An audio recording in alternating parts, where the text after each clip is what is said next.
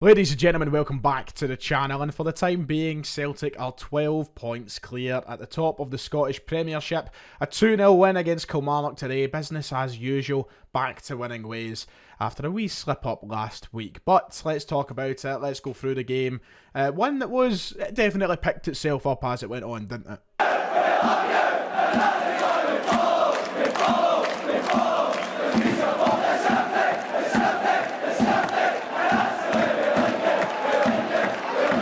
If you haven't already, please make sure to hit like and subscribe. It'd be much appreciated. My hair is an absolute state. I had a hat on all game, and it's left at a state. You know what the script is if you wear hats regularly.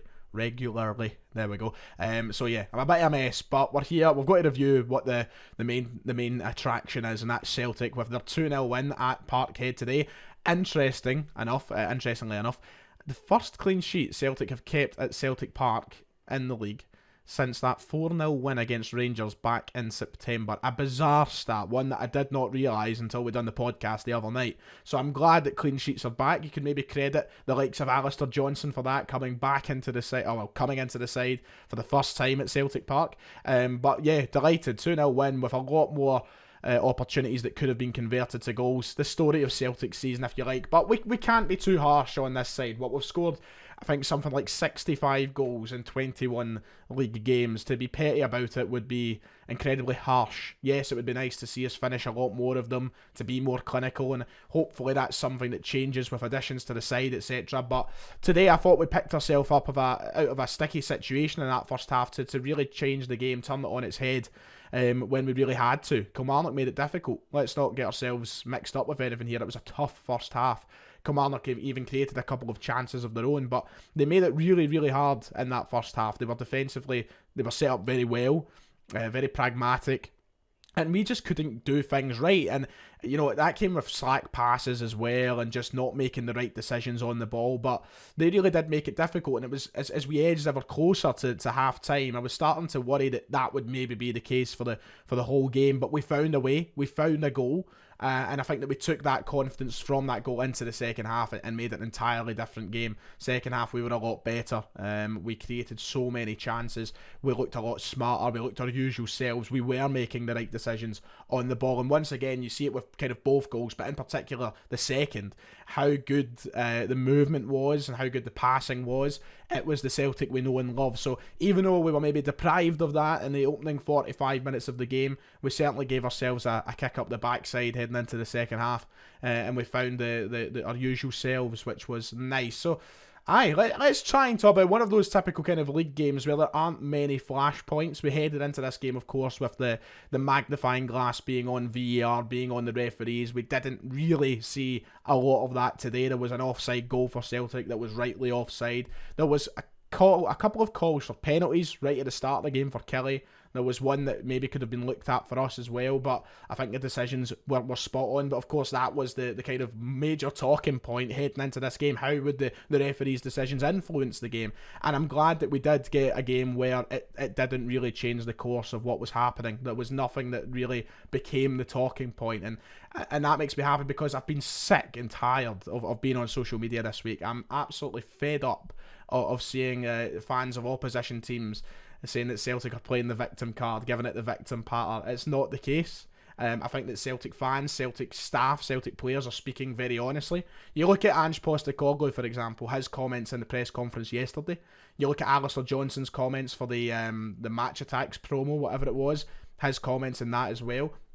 They were, you know, I think merited, and we're just voicing concerns and looking for a way to improve, which is a flawed system, a system that can be improved for everybody, not just Celtic. But that became the talking point in regards to us heading into this game, that apparently we are victims. Just to clarify, the people calling us victims are fans of the same club whose manager came into this division, Stephen Gerrard I'm talking about here, and said that decisions always go against Rangers, referees never been on Rangers' side, yada yada. They wrote an 8-point letter to the SFA less than a year ago. This is not exclusive to any one club. This is a problem that's affected clubs up and down the country. And I'm just glad that today we've got out of a game where there has to be nothing spoke about it. There's no controversies, and we can just get on with the football as normal. We'll continue to call it out when it needs to be called out, but there is no victim cards. There is no blame game going on here at Celtic. We are just speaking the truth of what has been poor officiating over the last few weeks. And I'm glad we can give it a bye today. So I will start with the first half. Team selection, by the way, I was glad to see Jota back in the starting 11. I think the first half, he was a bit invisible, wasn't he? I don't remember him having much to do, but he cropped up at the right time. He arrived, he got the goal on the brink of half-time. We really needed that. I'm glad it came when it did. It's obviously a pivotal time to score goals in a football match. It changes the course of the second half. It makes managers rip up their notes. It changes the approach for both sides, the winning side and the losing side. But it was vital that he got involved at that exact moment. And up until then, I thought he had a relatively quiet game. Not a bad game, but I just thought that everything we were doing was coming down his normal side, his usual side, the left-hand side. And who was on the left-hand side today? Dyson Maeda, who I thought, may I say, and this is one of the major talking points in a relatively quiet game, I thought Dyson Maeda today was absolutely tremendous. Thought he was brilliant, and he's continuing on a very good run of form. He just looks a more confident player. And I think that in times in the past, people have kind of got on his back for maybe not being confident and not doing things that a typical Celtic winger would do. But today he was taking his man on, he was getting round his man well, while using all those key attributes that he has with his pace, his acceleration. I just thought he looked brilliant. He was delivering good balls into the box, whereas Bernabe, who was sitting behind him, wasn't delivering good balls into the box. And I just thought he was the best player in the park for me. I think him and Rio Hatate in particular were the two players who kind of stood out for me the most. Johnson and Carter Vickers I thought had really good games as well. But Maeda I just thought was brilliant, and everything happening down that left-hand side was through him. It was a product of his work. And that's why I think Jota might have had a more quiet game on the right-hand side. I think he'll be choking to be back in the left. He's been used so much on the right this season that it's maybe not held him back, but it's maybe not allowed him to deliver the same Jota that we know and love. He's still been good enough, but maybe he knows he can be better on that left-hand side. I think he's choking to be more involved, but today he was involved at the right moment when he got that goal. It was huge for us. Maeda got the assist as well, and that kind of really changed the game heading into the second half. And then it only took us 5 minutes in that second half, didn't it, to find the goal. Kyogo looked to claim it. I don't know if it has or it's been confirmed or not. I think it's went down as an own goal from Taylor of Kilmarnock. I'm not entirely sure. I would love Kyogo to claim it again. His run of goal scoring has been fantastic, of course. He found the goal in the derby last week. He's been scoring in every game before that as well. So I'd love it to go down as Kyogo's goal, but the movement for that goal is unbelievable. It's top notch, in fact. And just it all came into place from such a quick counter attack almost. That's the kind of goals that I love seeing Celtic score, and especially under Ange Postecoglou. We've seen them so often. It takes me back to like the goals we were scoring against like Dundee United when we beat them 9-0. And I think that's, people get bogged down because we don't convert as many chances. A day like that against Dundee United, everything we touch hit the net. Sometimes everything you touch hits the post, hits the bar. It's just one of those days. And I think that was today, for example. At the end of the game, the last 10-20 minutes, we should have probably had 4 or 5. God knows what was going on.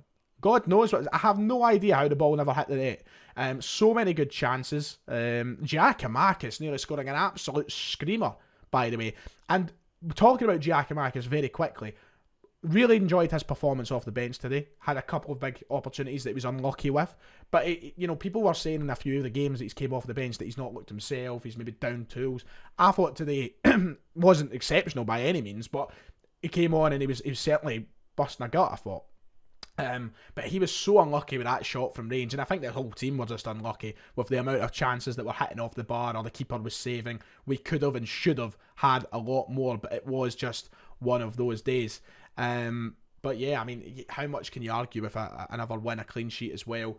12 points clear at the top of the table. It's all sort of fallen into place for us. In case anybody's wondering what the managers had to say on the game, he said it was a sticky first half for us. We couldn't find a rhythm. Credit to Kilmarnock for making it difficult, but I still think we made some poor choices. Second half, we took control, played in their half, and looked more threatening. To be fair, we should have probably had 2 or 3 more goals.